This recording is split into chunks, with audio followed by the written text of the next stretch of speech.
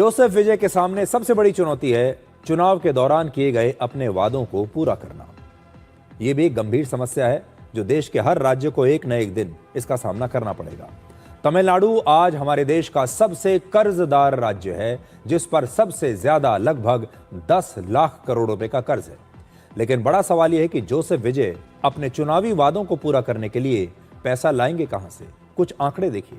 Joseph विजय ने जो वादे किए उन्हें पूरा करने के लिए हर साल लगभग 1 लाख करोड़ रुपए की जरूरत पड़ेगी, जबकि तमिलनाडु सरकार की एक साल की कुल आमदनी ही लगभग 3,30,000 करोड़ रुपए है। तो इसमें से 1 लाख तो आप सिर्फ वादे पूरे करने के लिए निकाल लीजिए, यानी राज्य की कुल आमदनी का लगभग 1/3 हिस्सा सिर्फ चुनावी वादों को पूरा करने में चला जाएगा।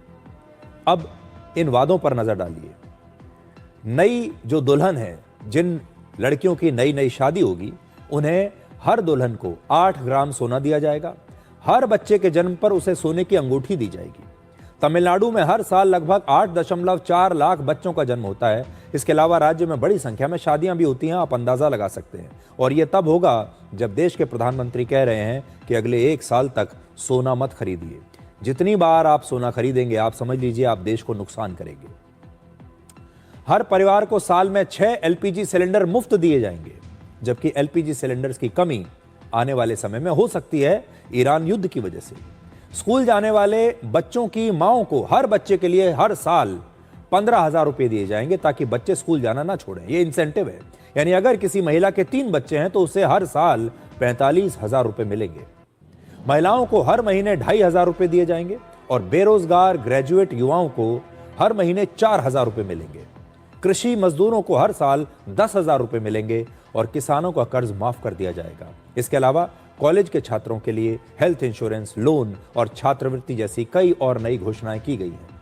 जोसेफ विजय के घोषणा पत्र में कई वादे सामाजिक तौर पर बड़े आकर्षक दिखते हैं, लेकिन आर्थिक तौर पर उन्हें लागू करना बहुत मुश्किल काम होगा।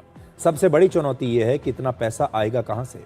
सोने की कीमतें लगातार तेजी से बढ़ रही हैं, सोने की कमी हो रही है। ईरान युद्ध के बाद पूरी दुनिया में ऊर्जा का संकट है। तेल और गैस सप्लाई को लेकर बहुत बड़ी चुनौती हमारे देश के सामने है। ऐसे में हर परिवार को हर साल 6 एलपीजी सिलेंडर आप कहां से लाकर देंगे। अब जरा तमिलनाडु की आर्थिक स्थिति देखिए। तमिलनाडु पर लगातार कर्ज बढ़ता जा रहा है। वर्ष 2020 में तमिलनाडु पर लगभग 6 लाख करोड़ रुपए का कर्ज था 2020 में। 2021 में बढ़कर 7 लाख करोड़ हो गया। 2024 में यह कर्ज बढ़कर 10 लाख करोड़ रुपए तक पहुंच गया और आज तमिलनाडु का कर्ज उसकी जीडीपी का 26% हो चुका है। 2023 में तमिलनाडु की आमदनी 2,64,000 करोड़ रुपए थी, जो 2025 में बढ़कर 3,31,000 करोड़ रुपए हो गई। लेकिन जिस अनुपात में तमिलनाडु का कर्ज बढ़ रहा है, उस अनुपात में उसकी आमदनी नहीं बढ़ रही। ऐसे में जोसेफ विजय के लिए अपने चुनावी वादों को पूरा करना एक बहुत मुश्किल काम होने वाला है। अब एक और खबर आपको वहां से बता देते हैं। जोसेफ विजय को समर्थन देने के मुद्दे पर एआईएडीएमके यानी जयललिता की पार्टी अब 2 गुटों में बंट गई है। पूर्व मंत्री एसपी वेलुमणि के नेतृत्व वाले गुट ने जोसेफ विजय को समर्थन देने की घोषणा कर दी है और एआईएडीएमके के पास इस समय कुल 47 विधायक हैं। वेलुमणि वाले गुट का दावा है कि उसके पास 30 विधायक हैं। दूसरा गुट है पार्टी के महासचिव के पलानी स्वामी के साथ। वो जोसेफ विजय को समर्थन नहीं देना चाहते। मुख्यमंत्री जोसेफ विजय को कल विधानसभा में अपना बहुमत साबित करना है और 234 सदस्यों वाली इस विधानसभा में बहुमत के लिए 118 विधायक चाहिए और जोसेफ विजय के पास 119 विधायकों का समर्थन अभी है, यानी बहुमत से 1 ज्यादा। ये ब्रेकअप आपकी स्क्रीन पर है। तो तमिलनाडु में बहुत कुछ चल रहा है इस समय। अगर आप तमिलनाडु को देखेंगे तो ऐसा लगता है जैसे कोई फिल्मी कहानी तमिलनाडु की राजनीति में चल रही है।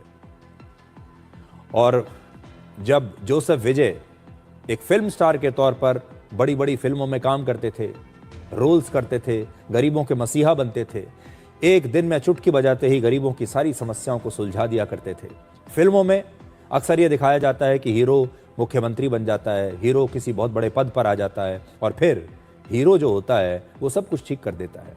अब उनके असली जीवन में वो एक फिल्म स्टार से मुख्यमंत्री बन गए हैं